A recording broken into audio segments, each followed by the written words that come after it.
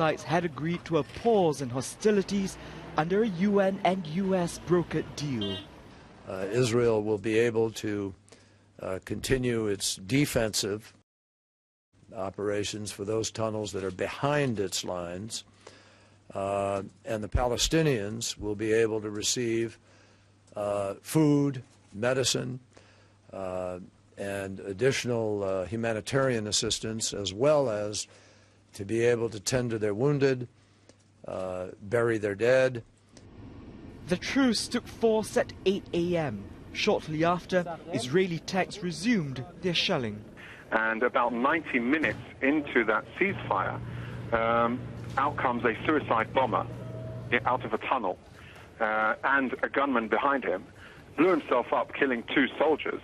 And then a gunfight, and in the aftermath of that, they've abducted a soldier. But Hamas has given its own account of events. The Israeli enemy is the one that breached the truce.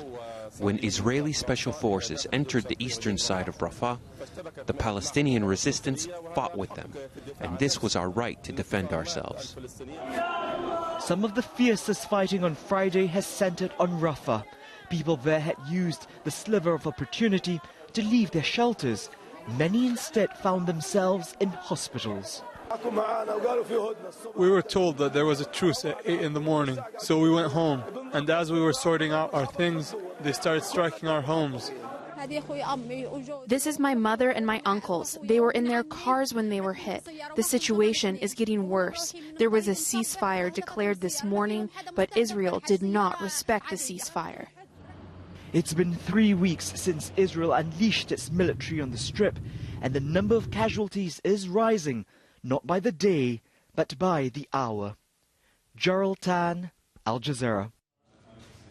Going to take you live now to the United Nations in New York, where there's a statement on the collapse of that UN-US brokered ceasefire. Let's listen in.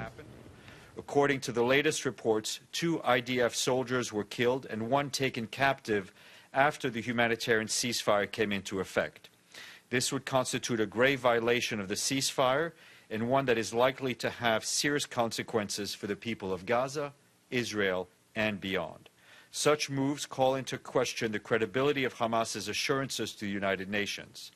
The Secretary General demands the immediate and unconditional release of the captured soldier. The Secretary General is deeply concerned about the resumption of Israeli attacks on Gaza and the killing of over 70 Palestinians this morning. Instead of giving both sides, especially Gazan civilians, a much-needed reprieve to let them attend to their injured, bury their dead, and repair vital infrastructure, this breach of the ceasefire is now leading to renewed escalation. The Secretary General urges both sides to show maximum restraint and return to the agreed 72-hour humanitarian ceasefire that tragically lasted such a brief period of time. He also urges those with influence over the parties to do everything to convince them to observe the humanitarian ceasefire. And that has been emailed to you and is now online. This second statement regarding Uganda. The Secretary General welcomes the decision by the Constitutional Court of Uganda to annul the country's Anti-Homosexuality Act as a victory for the rule of law. He pays tribute to all those who contributed to this step forward, particularly the human rights defenders in Uganda who spoke out at times incurring great personal risk. The Secretary General... Stefan Dujarric there, the UN Secretary General spokesman, now talking about a story that we updated you a little earlier on here at Al Jazeera. In fact, we'll be reporting again later in this bulletin about that striking down of the law in Uganda. But earlier he was talking about the collapse of that ceasefire in Gaza. Let's bring in our diplomatic editor, James Bass, who's in West Jerusalem at the moment. You heard there Stefan Dujarric was expressing the Secretary General's dismay. James, what are the options now, diplomatically, for the UN as it tries to broker some sort of peace between the two sides?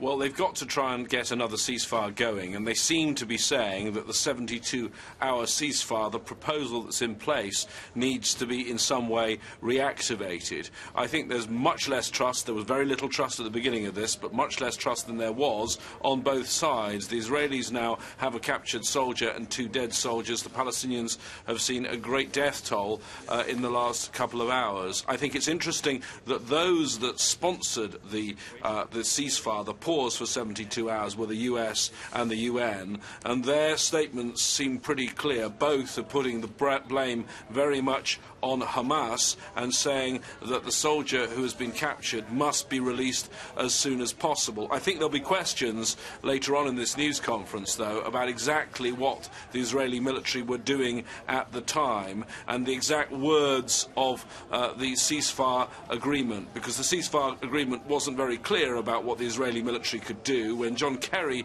the US Secretary of State, gave his explanation of what he thought the ceasefire deal meant, he said the Israeli military could carry on operations, defensive operations, behind the lines that they actually currently occupied. All right. Well, there are some suggestions James, the Israeli military actually moved forward. And I think that's the important question. I'm going to interrupt you because we're going to go back to the UN, where Stefan Dujarric is now talking about Gaza again and taking questions. We'll listen in. Refugees has reached 434,000, while 1.1 million people have been displaced from their homes within the country.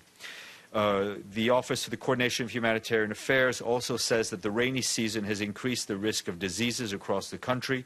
In displacement sites, the mostly commonly reported illnesses include pneumonia, malaria, and other acute respiratory infections.